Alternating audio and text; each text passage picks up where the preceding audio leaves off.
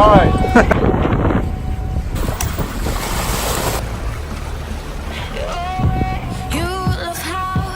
So the day had finally come. A month earlier, I'd responded to an advert that Jonathan and Bruce had put online looking for crew for their boat, and I was on my way to Lymington to join them and Thomas a Frenchman on the way down to Lorient. Here you have Bruce on the helm and Thomas stood up.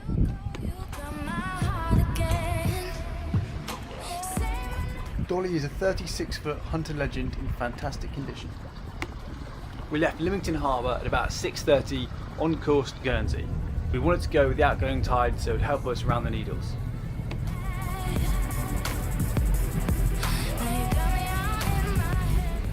Sadly, there wasn't a puff of wind, so it was going to be a long motor over to St Peter's Port on Guernsey.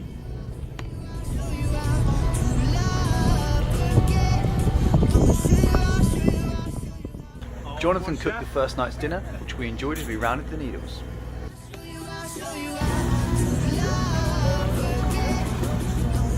It's about 9:15 at night, and we are maybe 10 miles off the coast, and we've got Thomas and Jonathan on night watch, and Bruce and I are going to bed, getting our nap in because at 1 o'clock we're up for our 6-hour shift. It's now 1 AM, time for our shift.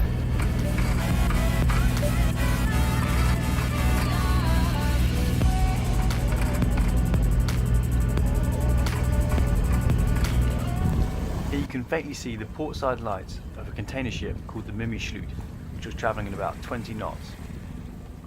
Bruce and I spent about 3 hours crossing the 2 shipping lanes on the way to the Channel Islands. Here you can see us playing a nautical themed version of Space Invaders where we dodge all the shipping containers.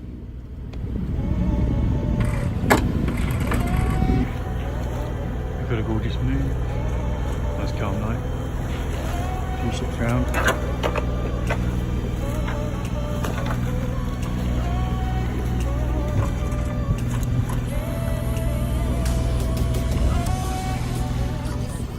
I was very happy to see the dawn roll in with about 45 nautical miles left to go to St Peter's Port in Guernsey.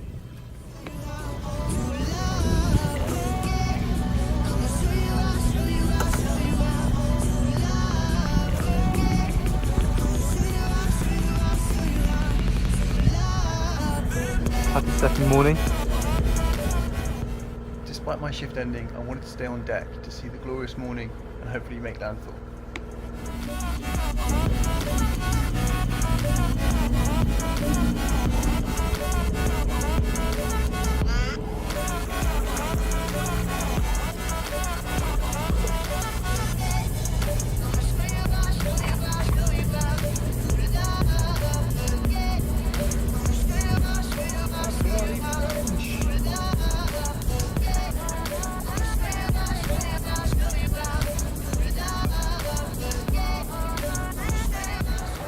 Here you have Thomas on the helm, Bruce stood up and Jonathan sat down.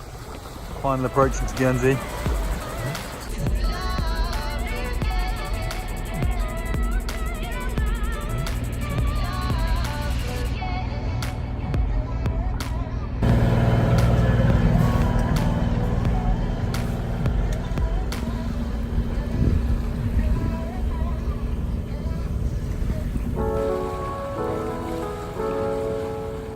You have Jonathan nearest to the camera, Thomas on the helm and Bruce stood behind him.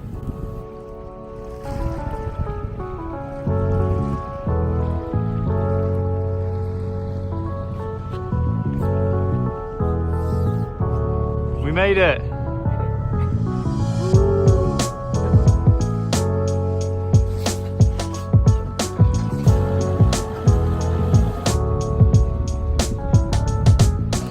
The weather in Guernsey was absolutely lovely and you could have easily forgotten that it was April.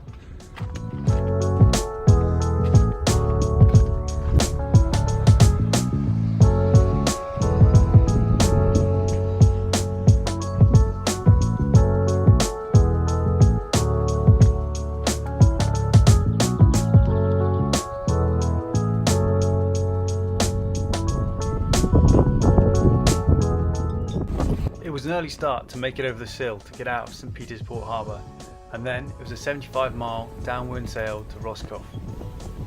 Once we made it out of the lee of the island, we had these big rolling waves which took us all the way to Roscoff. You can hardly tell from the video, but we ended up surfing down some of them.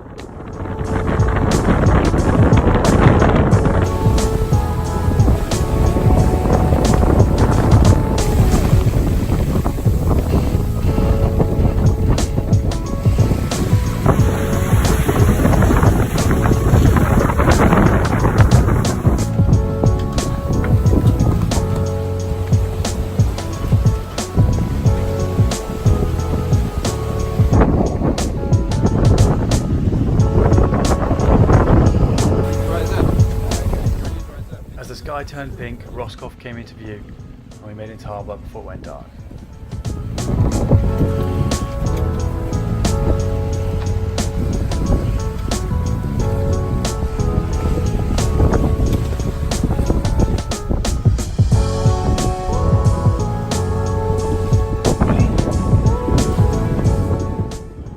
As it was still the off season, we couldn't reach anyone on the radio and there was plenty of spaces in the harbour.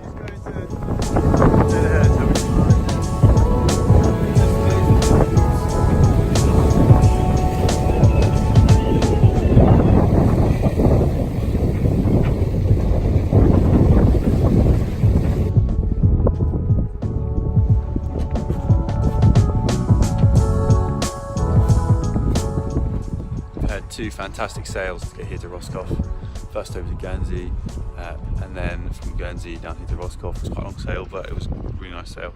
Downwind, flying down waves, and on some of them we got the boat's top speed ever of 13.2. Slightly more civilised start time of 8 AM this morning from Roscoff.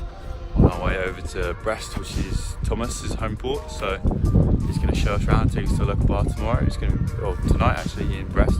That's going to be brilliant. Here's Dolly looking great. This is Roscoff Harbour. We arrived in last night just before it got dark, luckily, so that was good. Yeah, lovely, nice, calm night's sleep in here. I don't know if you can hear that, but the wind's howling. We're gonna have a nice quick sail down to Brest, hopefully. The tide's with us most of the way, so we'll be.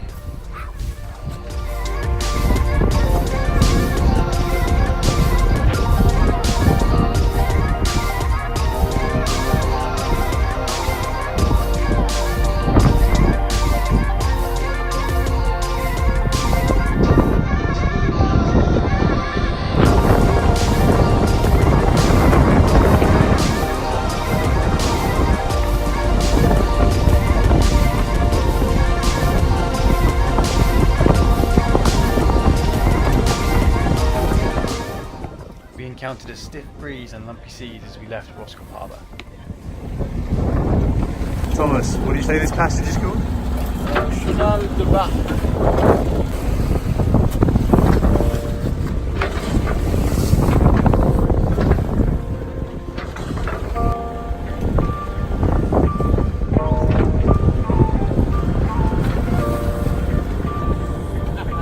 Alright, this used to be the port of departure of the Breton onion seller to England. So that's where the classic image of the French with the onions around the neck and the stripe. We've got our Frenchman, but we don't have any onions. And bicycles. That's the port.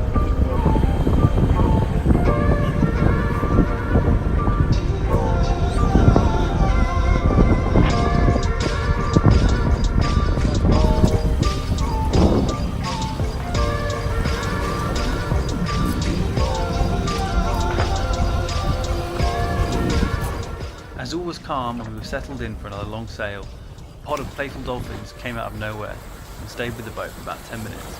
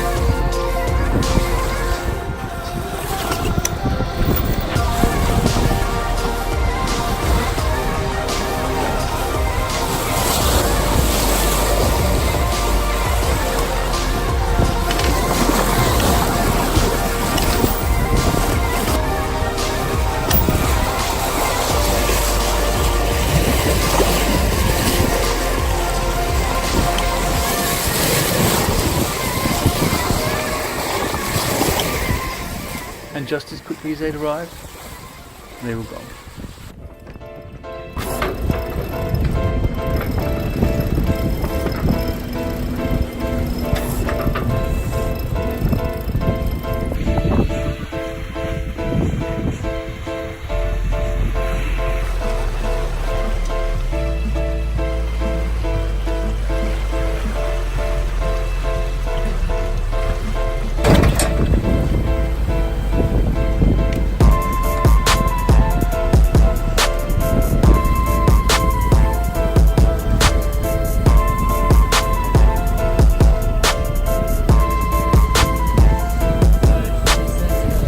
Thomas, you're a good tour guide, pointing out the sights. Look there. What's the history to this one, Thomas? It's real. Misinformed peasants ran Yeah, during the revolution. We rounded the corner and we're on the home straight towards Brest.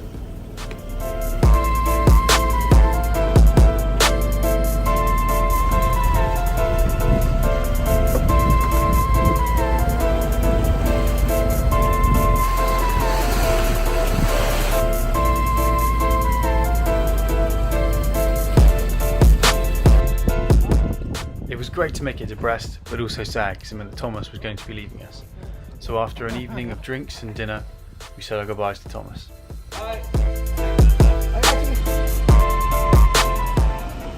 After a relaxed morning, we made the short hop over to Camaret. Wind speeds were strong, getting up into the high 20s.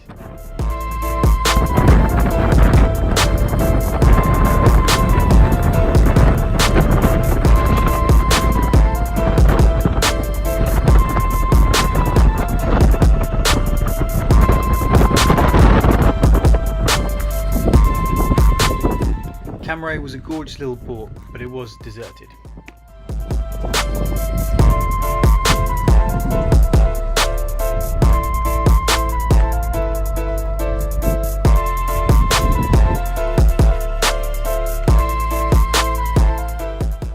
When we got up at 5:30 in the morning, the wind was howling, probably over 30 knots. So we made the judgment call not to go out then, but to reassess in an hour. And then when an hour passed, the wind had died down enough, so it was probably still in the 20s, but we thought it was okay to go out. As you can see, it was a day of dodging squalls. The wind speed would pick up to over 30 knots, but then drop down.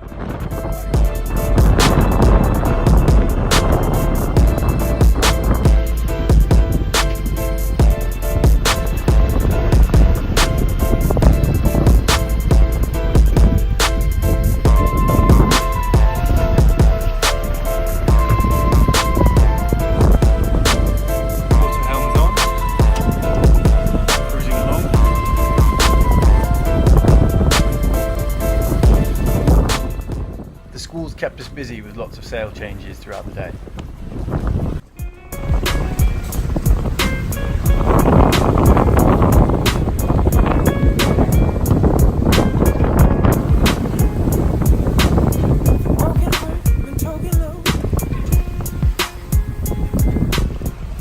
According to Navionics, we've got Dolly's new top speed of 15.5 knots. In this particular squall, we became overpowered and we had to drop the main quite quickly. While we were doing this, the main was shaking about and we lost 2 shackles. This meant we no longer had use of the mainsail, so we completed the last 5 or 6 nautical miles into Concarneau under head sail alone.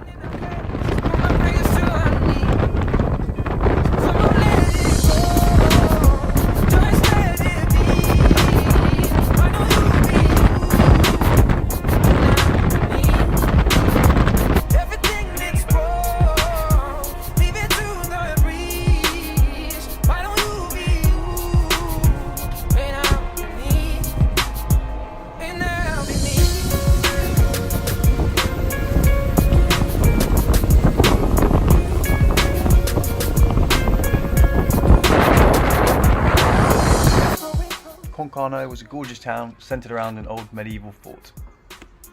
Yeah, yesterday we lost 2 shackles, one right here, and one connects this pulley to the boom. So at the moment Bruce and Jonathan have gone off to Foundry to pick up some more. out the amount of growth on the bottom of this boat. We're becoming something else. I think it's time to walk away. Next stop, Lorient, which is about 32 nautical miles away.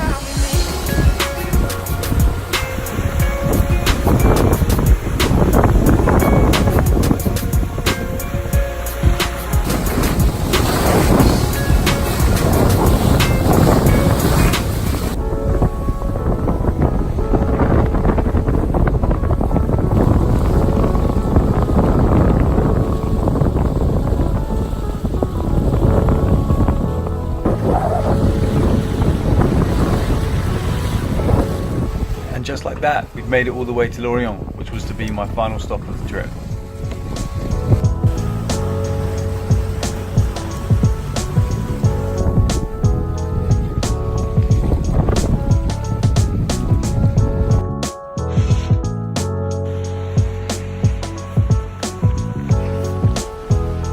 Saying goodbye to Dolly.